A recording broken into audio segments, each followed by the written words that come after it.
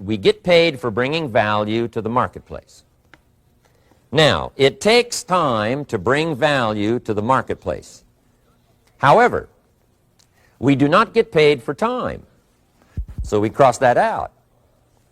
Mistakenly, the man says, I'm making about $20 for an hour. Not true. If that was true, you could just stay home, right, and have them send your money. So that's not true. We don't get paid for time. We get paid for value brought to the marketplace. Now, since that's true, here's one of the key questions of my talk to you today. Is it possible to become twice as valuable to the marketplace and make twice as much money in the same time? Is that possible? The answer is yes. Could you become 3 times as valuable as you might be right now to the marketplace and make 3 times as much money in the same time? And the answer is yes. 5 times, 10 times? Of course. America is unique. It's a ladder to climb. It starts down here, let's say, at $5 an hour, and it keeps going up. Top income last year, $80 million. The guy who runs Coca-Cola. Now, that's a heck of a ladder. That's why everybody wants to come here, right? The boat people are not headed for Vietnam. People haven't plotted and schemed for 50 years saying if I could just get to Poland, everything would be okay. Not true. Everybody wants to come to America. And the reason is because we've got the best wind ever blowing in our favor. We've got the best economic opportunity anybody's had in 6,500 years. And all you have to do is understand it and take advantage of it. Now, there's some key questions to ask here. Why would the marketplace pay someone only $5 an hour? Very simple answer. They're not very valuable to the marketplace. Now, we must underline to the marketplace. This person might be a very valuable brother, yes. Member of the family, valuable, yes. Valuable member of the church, of course. Valuable citizen of the country, yes. Valuable in the sight of God, no doubt. We're all of equal value in the sight of God. But if you're not very valuable to the marketplace, you don't get much money. You say, well, it shouldn't be that way. Well, then you got to start your own country. You know, this one's been in process for 200 years, and this is the best we've been able to come up with so far. But here's the key. You don't have to stay here.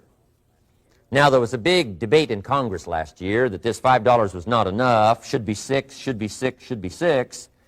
But we don't need legislation. 6 is already on this ladder. The next step up. You know, if you work for McDonald's, they'll pay you $5 an hour to take out the trash. If you whistle while you take out the trash, they'll pay you $6 an hour. So we don't need that legislation. You just need to take lessons on how to whistle. Have a good attitude. Now, as you begin to climb this ladder, why would the marketplace pay some people $50 an hour? Answer, evidently, they must be more valuable to the marketplace. 10 times more valuable. And is that possible for someone to be 10 times more valuable and earn $50 an hour instead of 5? And the answer is yes. That's what America is all about. Now, why would the marketplace pay some people $500 an hour? Evidently, this person must be much more valuable to the marketplace. That's what's important to understand, to the marketplace. And would the marketplace pay one person $80 million for 1 year's work? And the answer is, of course. If you helped a company make $1 billion, would they pay you $80 million? I'm telling you, it is possible. And that's why America is so exciting. That's why this financial ladder is so exciting. It's possible for all of this to come true for all of you, no matter where you start. As a student in school, just getting started out there in the workplace, this is all possible for you. Now, Mr. Schoaf gave me the clue on how to climb this ladder as high as I wanted to climb. Now, we're talking primarily economics here. There's a lot of other ways to become valuable to your family, valuable to your friends, valuable to the community, valuable to the team, right? Valuable to the team effort, valuable to the concert. But here's what he said to me. In climbing this ladder economically, all you have to do is work harder on yourself than you do on your job. Once I heard that, it made sense to me. I kept hoping that everything else would change around me, found out that if I went to work on myself, worked on my skills, worked on my language, if I became better than I was each year, if I grew in skills and language and vocabulary and competence, then I would become attractive to the marketplace. Not very long ago, a company called me and said, Mr. Rohn, we're expanding internationally.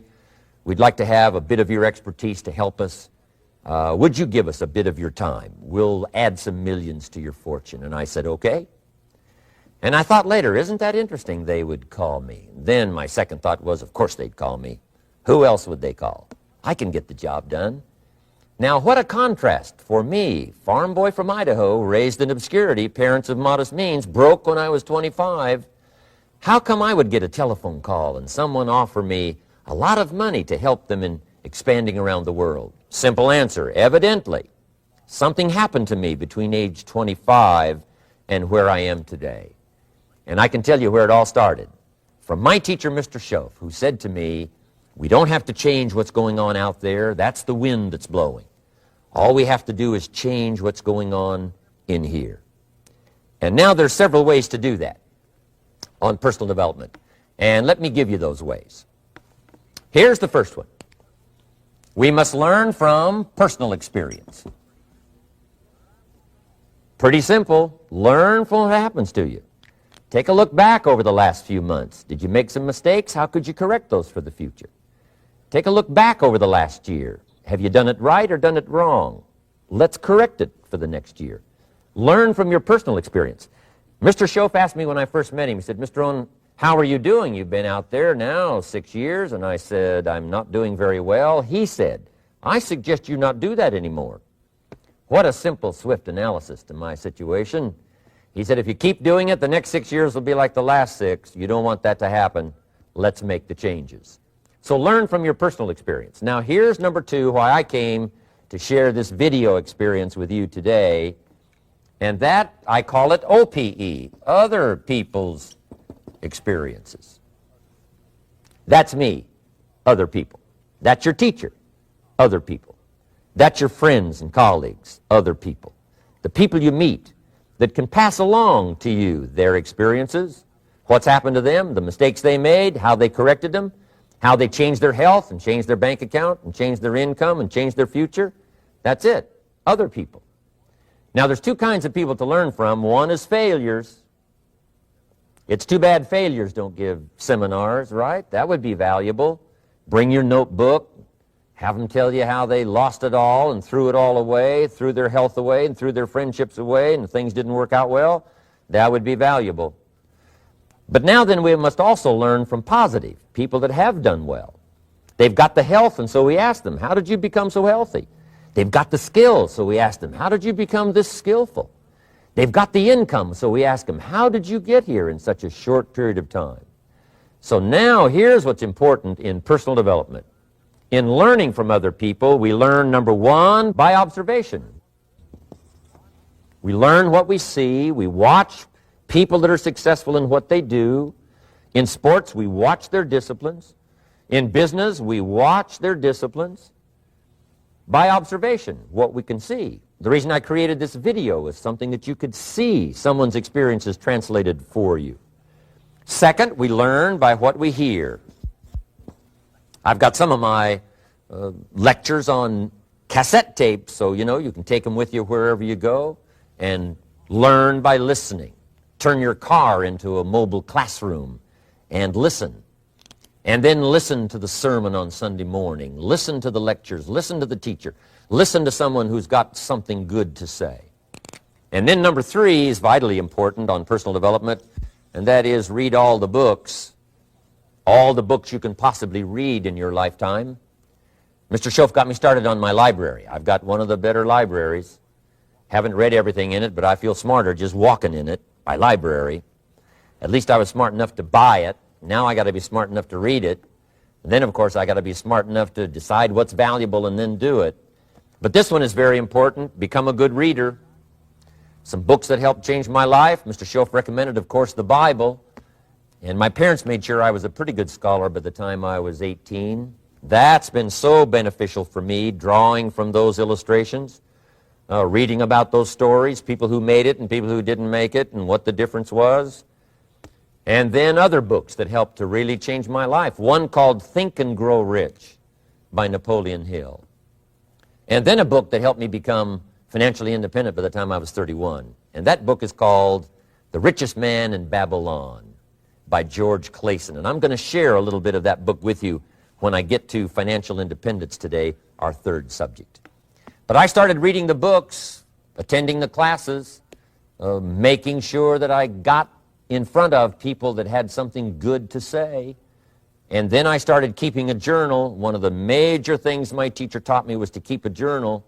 He said, don't trust your memory. If you hear something good, just make a little note and write it down. Now, at first I took, notes on pieces of paper and torn off corners and backs of old envelopes. And it didn't serve me well, thrown in a drawer. Then I learned to keep a journal, a bound copy of all my notes. So I would suggest you do the same. Things that impress you, a poem that impresses you. When you attend a class, some of the ideas that impressed you, jot them down. You read something in a magazine, right? Some ideas. Take those out, put them in your journal. Keep a good journal the rest of your life. This will serve you well. My journals make up a significant portion of my own library. And if you saw my library and saw my journals, I tell you what you'd have to say. This is the library, and these are the journals of a very serious student. No wonder Mr. Rohn is invited to lecture and speak on his experiences around the world. So I want the same thing to happen to you. Value captured that you can resort to later, go back over it and review it, and let it become valuable to you. So that's my first subject, personal development. Work harder on yourself than you do on your job. Develop the skills, learn the lessons, take the classes, absorb all that is being taught to you these days. And then later on, of course, you can sort it out, what's valuable to you and how to refine it for your business and for your life and for your future. But the main thing is to get it and start this process of personal change, personal development. And let me say it one more time. If you will change, everything will change for you. You'll never be the same. You'll keep growing. As you look back on a few months, look back on a few years, you won't believe the progress you can make. Economically, your relationship with your family, your friends, and whether you're in sports or economics or whatever, I'm telling you, that whole process of committing yourself for personal change, personal value, can really make your life unique and worthwhile.